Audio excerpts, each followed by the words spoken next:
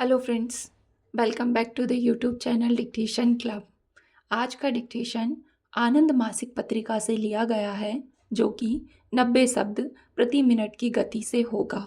अगर आपको इसकी प्लेलिस्ट चाहिए तो नीचे डिस्क्रिप्शन बॉक्स में मिल जाएगी, और अगर आपको इसकी पीडीएफ अलग से चाहिए तो उसकी लिंक भी आपको नीचे डिस्क्रिप्शन बॉक्स में मिल जाएगी। उससे आप टेलीग्राम ज्वाइन कर लीजिएगा और टेलीग्राम में आपको पीडीएफ मिल जाएगी। और अगर आपको डिक्टेशन पसंद आता है तो वीडियो को लाइक ज़रूर करें और चैनल को सब्सक्राइब कर लें, ताकि भविष्य में आने वाले डिक्टेशन भी आपको मिलते रहें। तो ज़्यादा समय ना लेते हुए डिक्टेशन स्टार्ट करते हैं 5 सेकंड के बाद।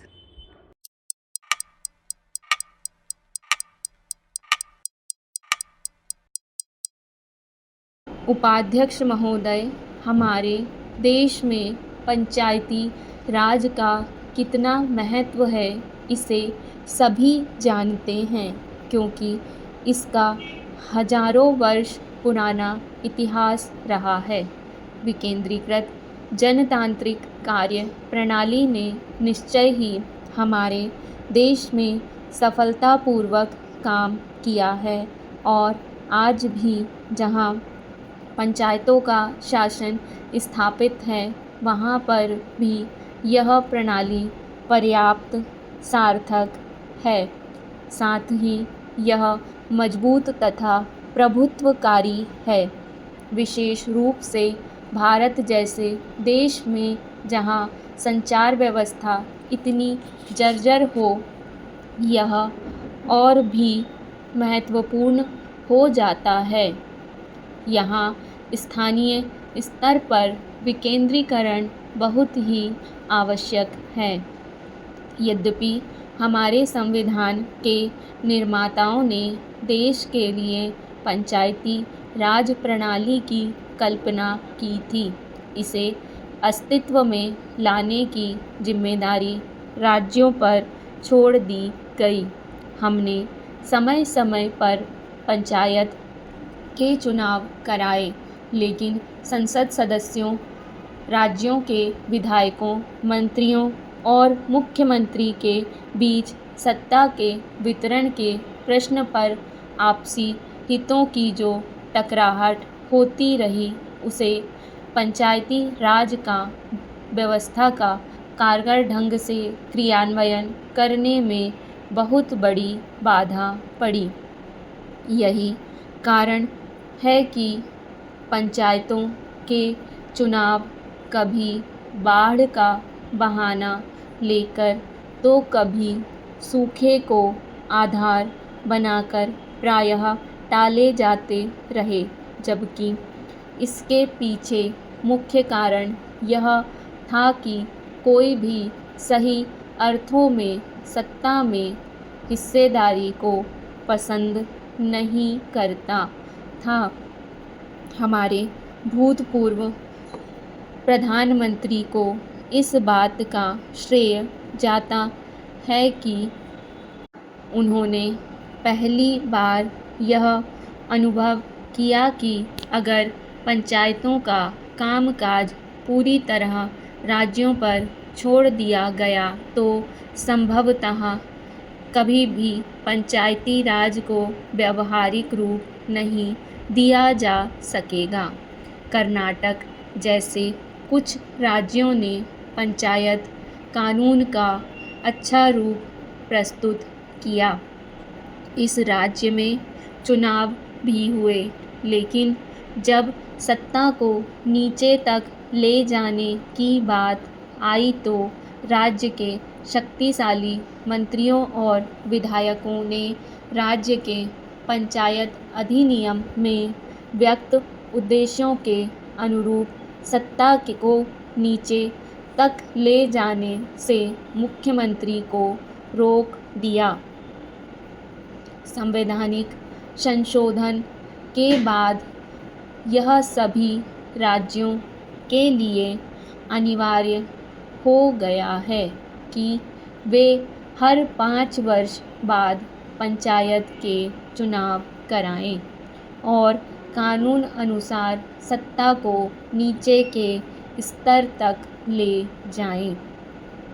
जिस समय यह संविधान संशोधन पारित हुआ, मैं एक सांसद था और सौभाग्यवश मैं उस समिति का सदस्य भी था जिसने इस संशोधन को तैयार किया था।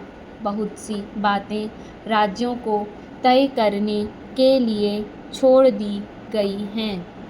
उपाध्यक्ष महोदय, मेरी व्यक्तिगत राय है कि सत्ता और अधिकार के संबंध में और भी अधिक स्पष्ट विभाजन रेखा होनी चाहिए थी ताकि राज्यों सरकारों को बचाव का कोई रास्ता न मिल सके। लेकिन इस प्रस्ताव पर विचार करने का काम लोकसभा का है। मध्य प्रदेश जैसे राज्य में 30,000 पंचायतों और 2 लाख से अधिक पंचों का चुनाव कराना बहुत बड़ा काम था।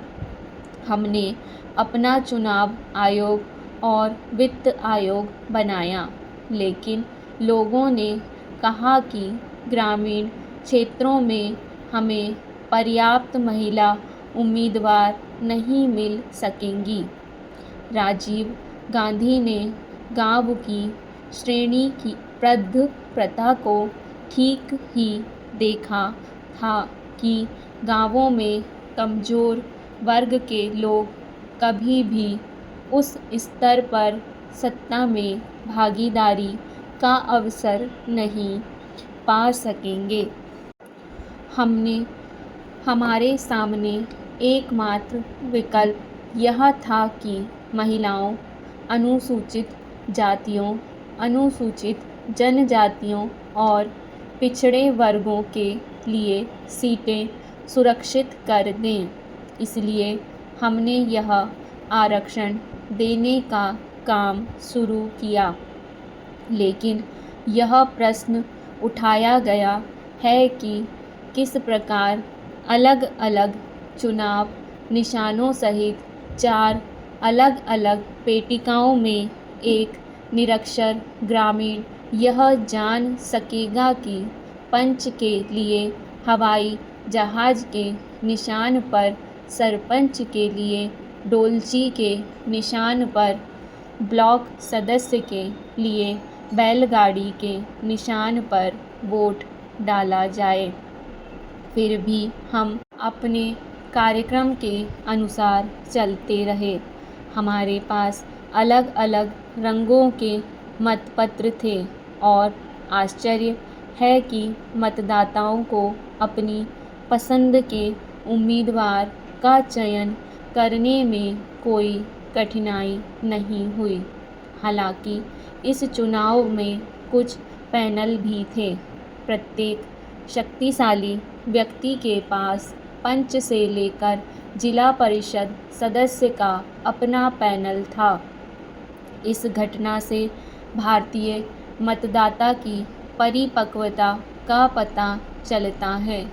इससे यह पता चलता है कि एक निरक्षर भारतीय नागरिक के पास सामान्य समझ और प्रतिभा की कमी नहीं है। हमने प्रक्रिया जारी रखी और चुनाव संपन्न हुए।